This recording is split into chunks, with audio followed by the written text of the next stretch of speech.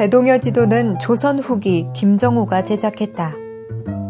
고지도 중에서 유일하게 풍수사상에 기초를 둔 산줄기 표현 방식과 산악투영도법으로 국토 전체를 그린 대동여 지도는 한국의 고지도 중에서 가장 문화 상징성이 강한 지도라고 할 수 있다. 대동여 지도는 조선 후기 지도학의 여러 장점들, 성과들을 종합한 금자탑이라고 할 수 있습니다. 우리나라 지도 중에서, 즉 조선 전도 중에서 가장 큰 지도이다라는 측면이고요. 축척이 약 일대 16만 5천 정도의 축척을 가진 지도입니다. 그래서 남북으로는 약 6.6m, 동서로 약 4.2m 정도의 크기를 가지는 지도입니다. 아주 큰 축척의 지도가 됐기 때문에 내용이 아주 풍부하고 그리고 정확하고 자세할 수 있었고요. 그리고 또 하나 중요한 점은 대동여 지도는 목판본으로 제작됐다는 점입니다. 목판으로 제작했다는 것은 여러 벌을 제작하기 위한 목적이었고, 그리고 그것은 지도의 보급, 그리고 지도의 대중화, 그리고 지도의 공유화를 목적으로 했다는 점이 돋보입니다. 김정호는 조선 후기 황해도에서 태어났다. 그는 어릴 적부터 지도 그리기가 취미였는데 그의 영민함은 마을 사람 모두를 놀라게 할 정도였다. 그는 사람들이 정확한 길을 알지 못해서 사고가 나는 것을 많이 보고 정확한 지도 만들기에 인생을 바칠 것을 결심한다.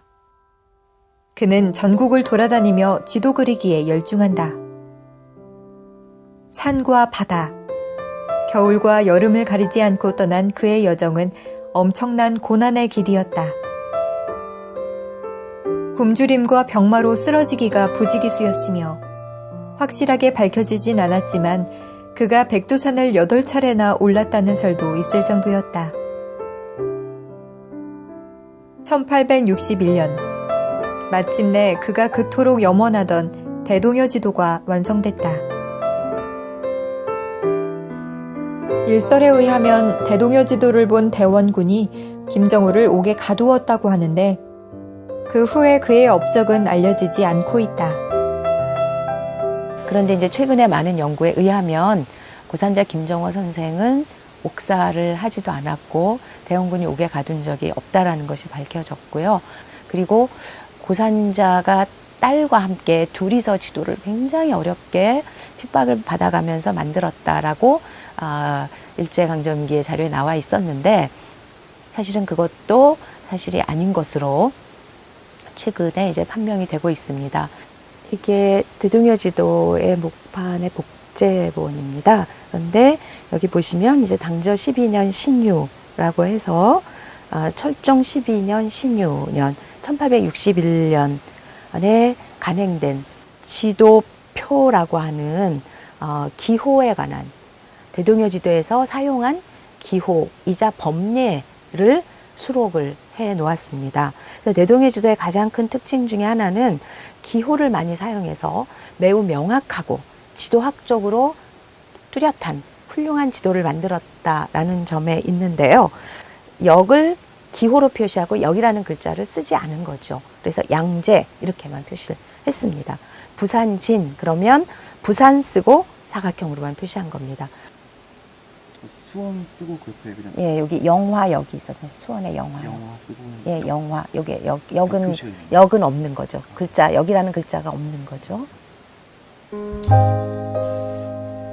그가 직접 전국을 돌아다니며 대동여 지도를 만들지 않았다는 설들이 많으나 그 사실 여부를 떠나 뛰어난 제도 기술과 과학적 제도 방법을 통해 가장 사실적인 지도를 만들었다는 사실은 모두 동의할 것이다.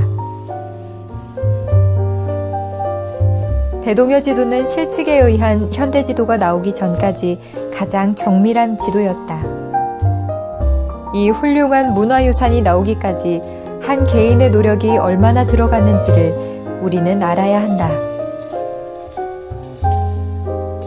그의 위대함과 노고를 한 번 더 되새겨보는 일이야말로 우리 문화유산을 지키고 알리는 시작일 것이다.